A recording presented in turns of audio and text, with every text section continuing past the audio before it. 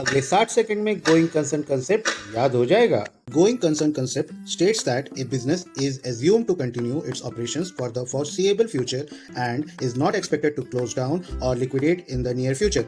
Because of the assumption, assets are recorded and used based on their continuing use in the business, not on their immediately selling or liquidation value.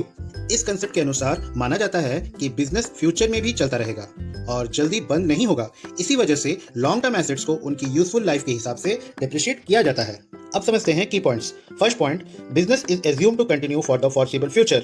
इससे ये समझते हैं कि business को मान लिया जाता है कि वो फ्यूचर में चलता रहेगा। Second point, assets are used not immediately sold. जिस एसेट को खरीदा जाता है उसे इमीडिएटली बेचने के लिए नहीं खरीदा जाता है। थर्ड पॉइंट हो गया, depreciation is charge because assets provide benefit over several years.